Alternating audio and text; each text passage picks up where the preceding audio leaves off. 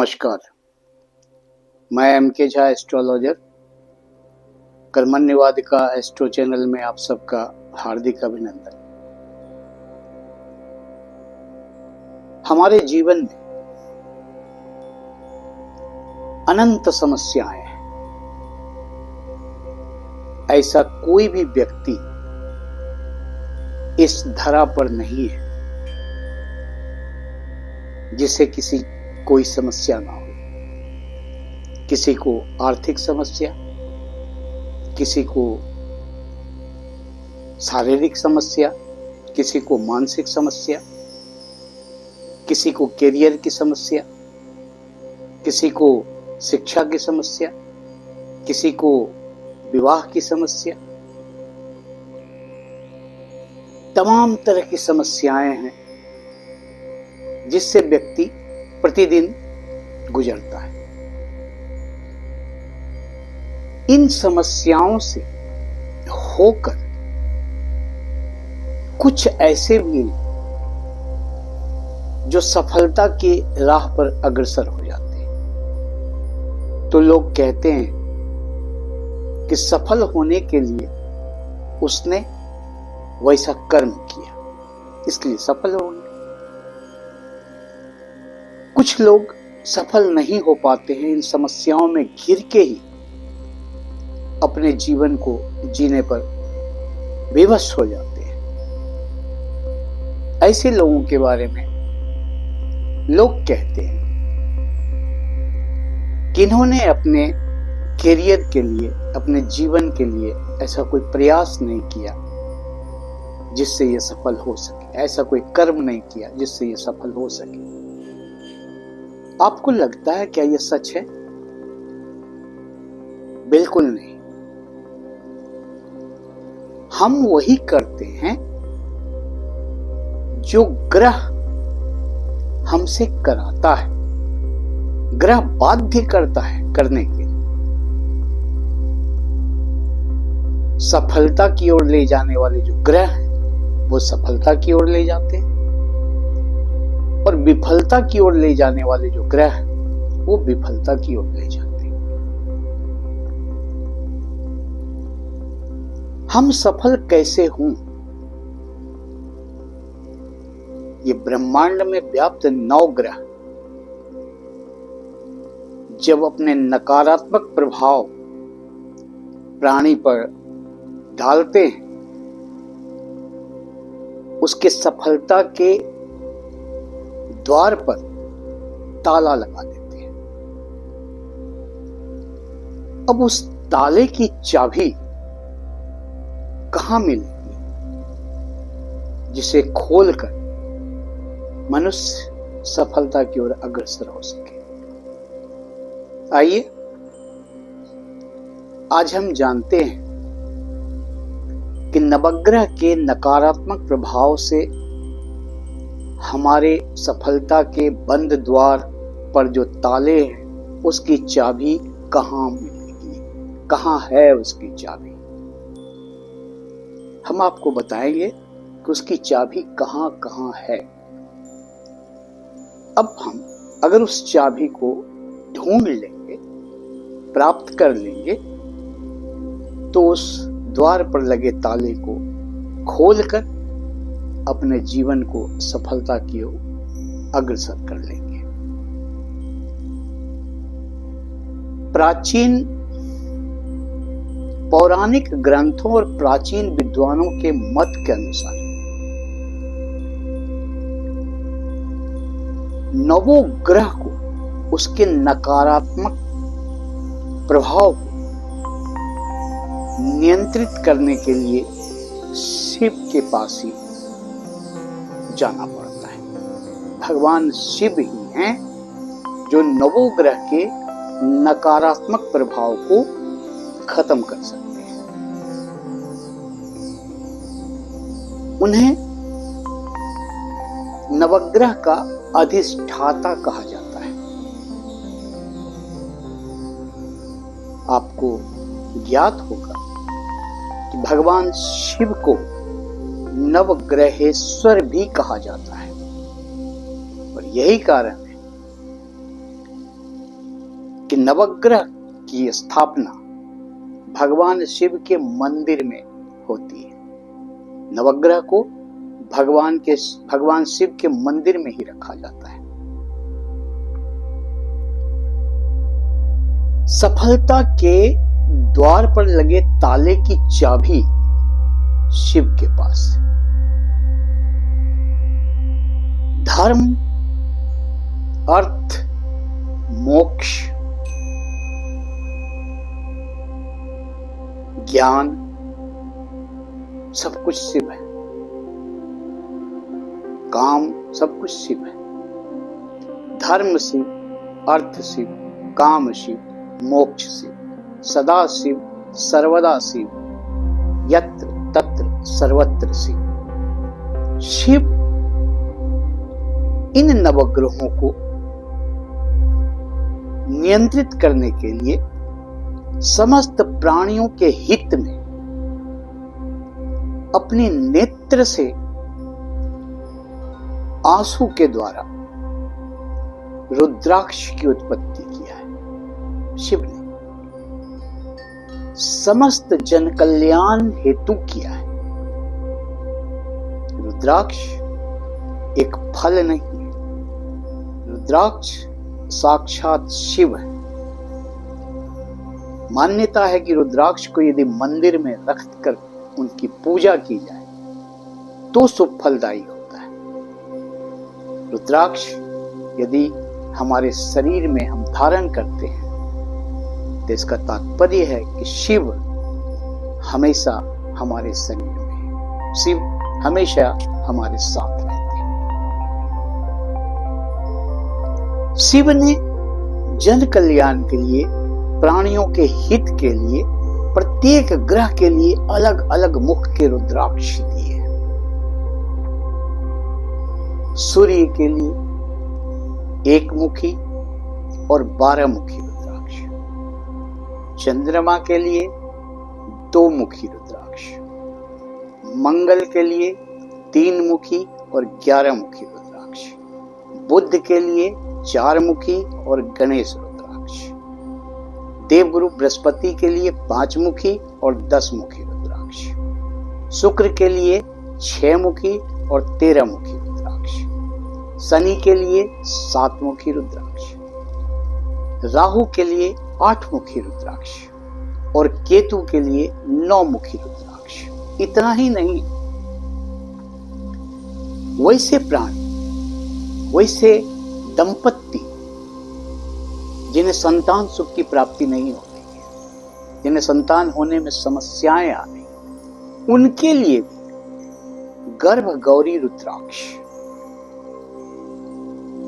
वैसे प्राणी जिन्हें विवाह संबंधी समस्या हो या वैवाहिक जीवन में आ रही समस्या हो, पति पत्नी के बीच हो रही समस्या हो, तो उसके लिए गौरी शंकर रुद्राक्ष।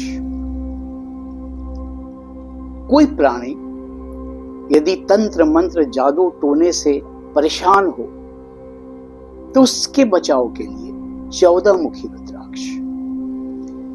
इन तमाम तरह की रुद्राक्ष शिव ने समस्त प्राणियों के हित में प्रस्तुत किया है रुद्राक्ष के रूप में। शिव की पूजा, शिव के मंत्र का जाप और शिव का दिया हुआ वरदान रुद्राक्ष,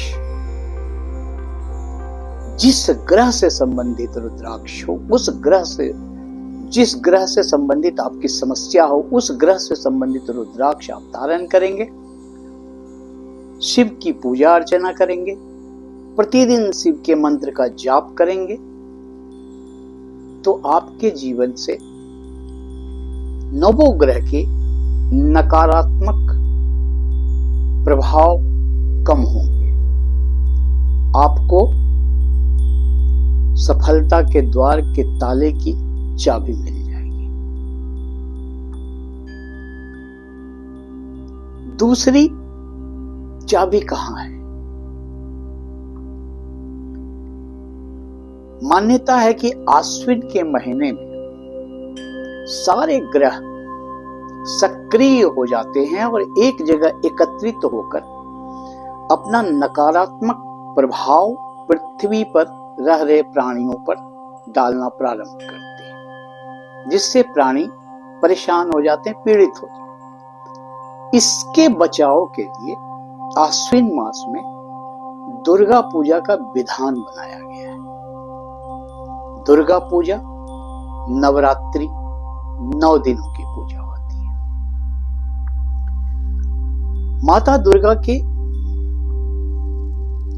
प्रथम से नवम रूप तक की पूजा यानी माता की 9 शक्ति की पूजा होती है।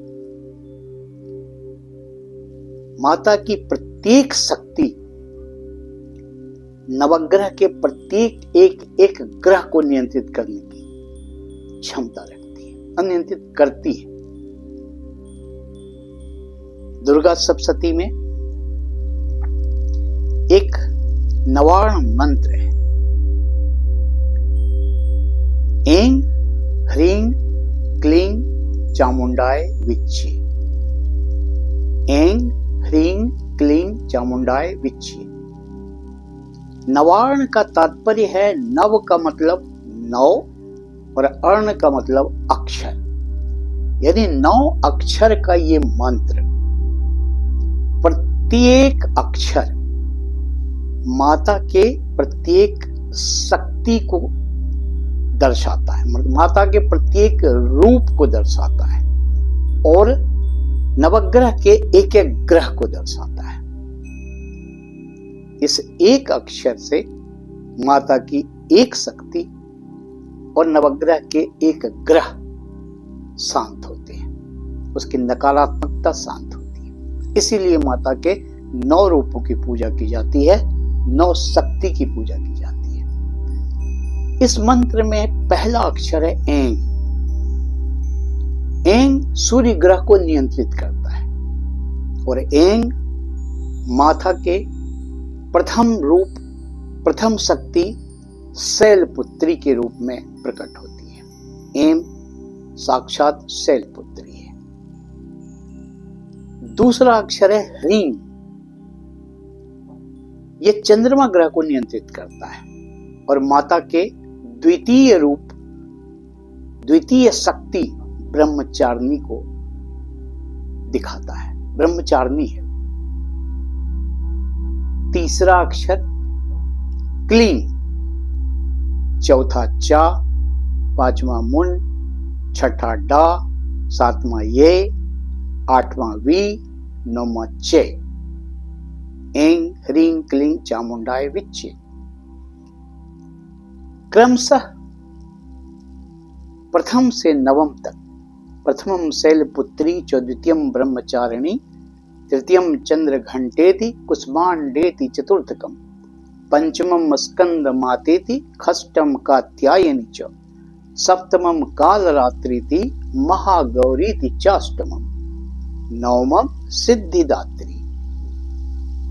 एक एक अक्षर माता के एक एक शक्ति को दिखाता है, माता के एक एक शक्ति से संबंध रखता है और माता की एक एक शक्ति नवग्रह के एक एक ग्रह से रखता है। सूर्य, चंद्रमा, मंगल, बुध, बृहस्पति, शुक्र, शनि, राहु, केतु, 9 अक्षर माता की 9 शक्ति और 9 ग्रह। नवार्ण मंत्र ऐं ह्रीं क्लीं चामुंडाय विच्चे दुर्गा पूजा में विजयादशमी की महत्ता को देखकर इस 9 अक्षर के मंत्र में इसके प्रारंभ में एक अक्षर और जोड़ दिया गया है, ओम। ओम जोड़ने से ये नवार्ण मंत्र दशाक्षरी हो जाता है। दशाक्षरी मंत्र भी आप जाप कर सकते हैं। दशाक्षरी मंत्र बनने से नवार्ण मंत्र के प्रभाव में किसी प्रकार का कोई प्रभाव नहीं है। नवार्ण मंत्र जितना शक्तिशाली था, दशाक्षरी होने पर भी उतना ही शक्तिशाली होता है। अब नवार्ण मंत्र यदि नवोग्रह को नियंत्रित कर लेते हैं तो इसका तात्पर्य है कि हमें यदि दुर्गा पूजा में नवरात्रि के दौरान नवार्ण मंत्र का जाप करना चाहिए तो स्फटिक की माला पर एक माला जाप करना चाहिए।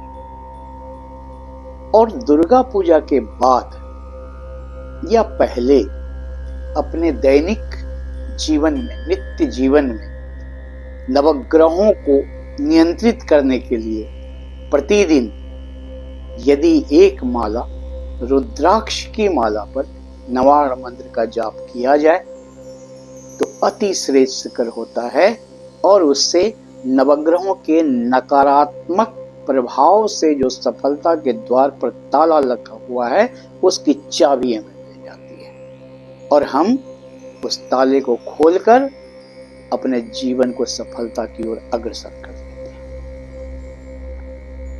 तीसरा, सूर्य को जल देना है, हनुमान चालीसा का पाठ करना है प्रतिदिन। सूर्य को प्रतिदिन जल देना, हनुमान चालीसा का प्रतिदिन पाठ करना और नवग्रह चालीसा का पाठ करना है। नवग्रह चालीसा का पाठ करने से सारे ग्रह प्रसन्न हो जाते हैं और प्रसन्न होकर हमें शुभ फल प्रदान करते हैं, खुश हो जाते हैं, शुभ फल प्रदान करते हैं। तो ये चीजें जब करेंगे तो नवग्रह के दुष्प्रभाव से हम बचेंगे। अब इसके अलावे यदि कोई ग्रह हमारी जन्म पत्री में मृत अवस्था में है या अंश बल में कमजोर है तो उन्हें भी हम इन मंत्रों के जाप से मजबूत कर सकते हैं और साथ में उनके लिए रत्न भी धारण कर सकते हैं ताकि उसमें बल आए। मृत कैसे होते हैं ग्रह? पिछले वीडियो में मैंने बताया था कि ग्रह अस्त होते हैं कैसे और उसका प्रभाव क्या होता है। आज मैं बता रहा हूं आपको कि ग्रह मृत कब होते हैं और अंश बल में कमजोर कहां होते हैं। कोई भी ग्रह यदि सम राशि में बैठा हुआ तो 0 से 6 अंश तक वो मृत अवस्था में रहेंगे। कोई भी ग्रह यदि विषम राशि में बैठा हुआ तो 24 से 30 अंश तक वो मृत अवस्था में रहेंगे। या ग्रह सम राशि में हो या ग्रह विषम राशि में हो, यदि अंश बल उनका 12 से 18 के बीच में है तो वो पूर्ण युवावस्था में है, वो काफी मजबूत है। बाकी बाल्या अवस्था और वृद्धावस्था ये कमजोर अवस्था माना जाएगा जिसमें बल कमजोर है, बल अंश बल में वो कमजोर रहेंगे। मृत तो मृत हैं और बाल अवस्था और वृद्धावस्था में कमजोर रहेंगे। तो आप देख लें अपने जन्म पत्री में कि आपके शुभ ग्रह मृत हैं या अंश बल में कमजोर हैं या युवावस्था में है। युवावस्था में है तो फिर कोई बात नहीं है, आप बाकी मंत्र जाप करें, उससे लाभ होगा। यदि वो मृत हैं तो मंत्र जाप भी करें और उसके लिए आप रुद्राक्ष भी धारण करें, आप रत्न भी धारण करें। यदि अंश बल में कमजोर हैं, बालावस्था या वृद्धावस्था में है तो भी आप रत्न धारण करें, आपको लाभ की प्राप्ति होगी। इस तरह से जब अपने जीवन को हम ध्यान से कहां समस्याएं हैं और 24 घंटे में 1 घंटा इन नवग्रहों को नियंत्रित करने में आप लगा दें तो निश्चित तौर से आपके जीवन में जितनी समस्याएं मैंने प्रारंभ में बताया उन समस्याओं से आपका पीछा छूट जाएगा और आप अपने जीवन को आगे की ओर ले जाने में सफल हो जाएंगे। आज बस इतना ही। यदि ये मेरा वीडियो अच्छा लगा हो तो लाइक कीजिए, शेयर कीजिए, सब्सक्राइब कीजिए। अपना कमेंट देना मत भूलिए। कुछ सुझाव हो तो आप वो भी दे सकते हैं। अपना ख्याल रखिए